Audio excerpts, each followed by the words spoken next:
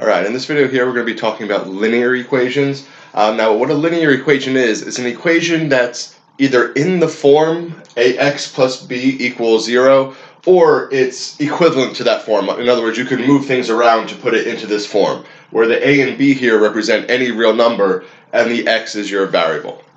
Alright, so what makes something a linear equation basically is when you have the variable in the equation, but the variable is only raised to the first power. Right? If you have an x or whatever other variable to the first power, and that's the highest exponent that you have on that variable in the equation, then what you have is a linear equation. All right? And like I said, you can rearrange the equation to put it into this form ax plus b equals 0. All right, so we're going to do a couple of examples here of solving linear equations. Just one thing to keep in mind when you're solving equations, you have to keep both sides of the equation balanced, right? So you can add the same number on both sides of the equation, you can subtract the same number on both sides, you can multiply the same number on both sides as long as it's not 0 that you're multiplying. You can divide the same number on both sides. You can raise both sides of the equation to the same power. You can take a root on both sides of the equation. As long as you do the same thing on both sides, you're allowed to do those types of things. All right, so the first equation we're going to try to solve here, 7x minus 4 equals 3x plus 8. All right, that's a linear equation because the x's that we have here are raised to the first power. Therefore, we have a linear equation. Even if we have more than one x, as long as all of those x's are to the first power, it's a linear equation. All right, so what we want to do then is figure out what value of x is going to make this true, right? So when you're solving an equation, really what you're trying to figure out, it's almost like you're trying to solve a puzzle. Well, what number that if I plug it in here for this x and for that x, will this expression equal that expression when I do all those calculations? Right? That's what we have to try to figure out. Now, we're not just going to guess. You're like, oh, what if x equals 1? Let me plug that in and try it out. That doesn't work. Let me try x equals 2. Right? That might take all day, and you still might not be able to figure out what the number is. Right? So the way we solve an equation is, for a linear equation, we try to isolate the x. We try to get the x by itself on one side of the equation. Right? For other types of equations, which we'll be talking about in other videos, there are other methods that we have to use to solve. Right? But for linear equations, it's just a matter of adding and subtracting things to different sides of the equation, or multiplying or dividing things to try to get just a single x by itself equal to some number. Right? So if I have a linear equation where I have multiple x's, the first thing I have to do is combine the like terms. I need to get all the x's to the same side of the equation and then combine them together. And it doesn't matter which side of the equation you want to bring the x's to. In this case, I'm going to bring the x's to the left side. So since I have a positive 3x on the right side of the equation, the opposite of positive 3x is going to be minus 3x. Right? So basically what I'm going to do is subtract that 3x from both sides of the equation. On the right side, that 3x minus 3x equals 0, right? Those cancel out.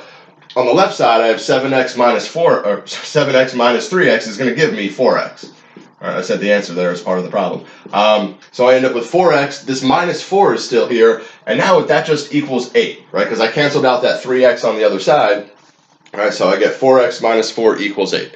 Right, and that's our basic process when we are solving a linear equation, is just adding and subtracting to get things, combine the like terms. So we combine the x terms together. Now I want to combine the constant terms, right? The constants are the terms that are just numbers without the variable attached. So if I have a 4x minus 4 equals 8, well, what I want to do then, since I have a minus 4 here, the opposite of minus 4 is plus 4. All right, I want to do a plus 4 because the minus 4 and the plus 4 will cancel that out on the left side of the equation. So on the left side, I'm left with 4x equals, and then on the right side, I have 8 plus 4, which equals 12. All right, so I have 4x equals 12 now. All right, and now we're just one step away from solving this equation, right? So basically what this is saying is 4 times x is going to equal 12. All right, so what is x going to equal? Well, many of you could probably just look at that and say, oh, that's x equals 3 because 4 times 3 equals 12, right? If it's a more difficult, or like the numbers are not that nice that you can figure it out easily, since it's 4 multiplying the x, the opposite of multiplying by 4 would be dividing by 4. So what I do is I divide both sides of the equation by 4, right? When I'm trying to get the x by itself, I'm always doing the opposite of whatever's happening to the x. Right here I'm subtracting 4, the opposite of that is plus 4. So I do plus 4 to bring that 4 to the other side of the equation. Here it's 4 times x, the opposite of multiplying 4 is dividing by 4, so I divide that 4 to the other side of the equation. Right? And when you're doing this, as far as like what to do first, it's almost like you're doing the opposite of the order of operations. Remember, the order of operations, PEMDAS, parentheses, exponent, multiply, divide, add, subtract. That's what you do when you're trying to do some calculations. When you're trying to solve an equation, you actually try to do that backwards. It's almost like you're undoing those operations, so you have to work backwards with it. So the first thing I do here with this 4x minus 4 equals 8 is I undo the subtraction, right? But basically what we're saying is 4 times some number minus 4 is going to equal 8, right? So the first thing I undo is that minus 4. I add that 4 to the other side, so 4 times some number is going to equal 12. Now I undo that multiplying by 4 by dividing by 4. And 12 divided by 4 gives me 3. All right, so I get x equals 3 is the solution to that equation. All right, so that is our solution to that first linear equation. And with any equation, after you get your solution, you can always plug it back into the original equation to double check to make sure it works. All right, so just real quick to do that, if I go back to the original equation, right, if I do 7 times 3 minus 4, right, so I said x equals 3, so where that x is now, I'm going to put a 3. Well, 7 times 3 is 21. 21 minus 4 gives me 17, right? So that left side of the equation equals 17. What about the right side? If this is the correct answer, the right side should also equal 17 when I plug in x equals 3. All right, so I get 3 times 3 plus 8, that's 9 plus 8, which does equal 17, which means I've got the right answer. All right, and when you're solving a linear equation, you should only get one solution to the equation. There are other types of equations where you might get 2 or 3 or even an infinite number of solutions. But for linear equations, there are some possibilities for linear equations where you might get an infinite number of solutions or no solution to it. But in most cases, if you get an answer to a linear equation, there's just going to be the one answer. All right, I'm going to pause the recording here and erase this example and then put up another one where we have an equation that involves fractions. All right, so we got another example up here. We have x minus 1/3 x minus 1/2 x minus 5 equals 0. All right, so this one might look a little bit intimidating because of all those fractions we have here, but just keep in mind what we have. We have an x, a 1/3 x, a 1/2 x. All those x's are raised to the first power, so we still have here a linear equation, right? Even though there's 3 different x's in the equation, it's still a linear equation. All right, so we're still going to approach this the way we did that last example. This one's going to be a little bit different because of those fractions. Now, there's a couple ways you can handle it, right? The way I'm not going to do it, but it is a way that you can do it, would be to combine these like terms. So do the 1x minus 1/3 x minus 1/2 x. In order to combine those together, you would have to find common denominators for the fractions so that you can add and subtract those fractions together, which if you approach it that way, it'll work. It just might be a little bit more work than the way I'm going to do it. Right. Another way you can approach an equation like this when you have fractions, and this is what I do anytime I see an equation that has fractions, I find the common denominator of those fractions. Right. So my fractions are a 1/3 and a 1/2. So the denominators are 3 and 2. Right. So what would be the common denominator for 3 and 2? That would be 6. Right. Because the 3 and the 2 don't have any common factors, and so the common denominator is just going to be 3 multiplied by 2, which is going to be a 6. Right. So my common denominator, just to make a note of it up here, is a 6.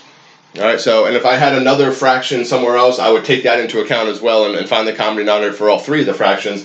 In this case, I just have the 2. The common denominator of those 2 is 6. Now, I'm not going to change all these fractions to have a denominator of 6 so I can combine them together. What I'm going to do instead is multiply both sides of my equation times that common denominator of 6. All right, so I'm going to do 6 multiplied by x minus 1/3 x minus 1/2 x minus 5 equals, and then 6 times 0 over on the right side. Right, remember, I'm allowed to multiply both sides of the equation by the same number as long as I do it on both sides of the equation.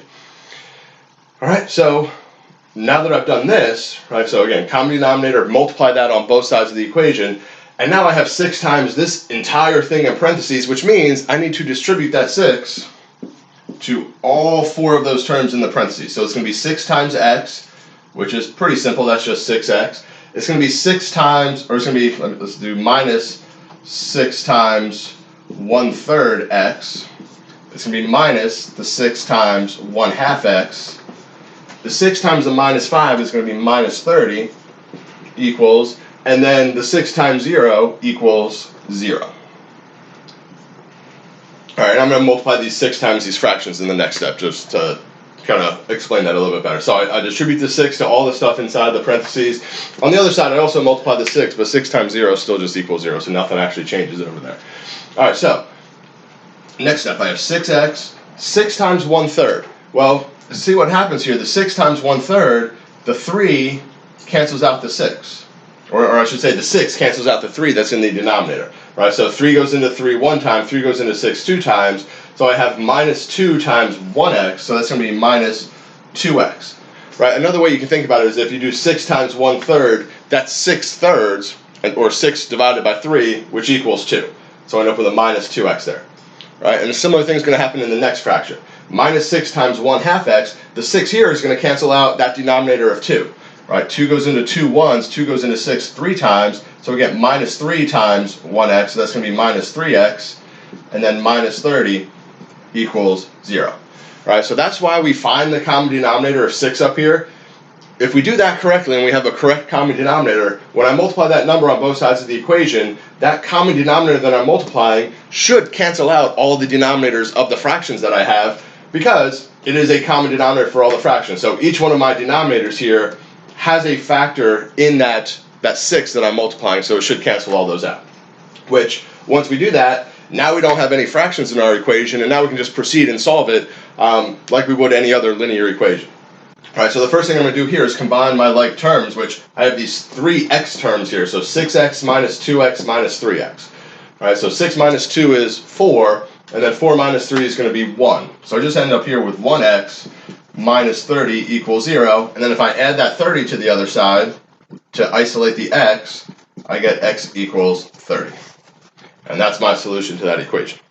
All right, and depending on how adept you are at working with fractions and stuff, like if you say, well, I know my common denominator is 6, so when I multiply 6 times all this stuff, that's the 6x, 6 times a third is 2x, 6 times a half is 3x, 6 times 5 is 30. You can kind of skip from this step straight down to this one, just kind of showing that you're multiplying by 6. You don't actually have to write that extra step in the middle where you're canceling out the denominators, if you're able to do that in your head.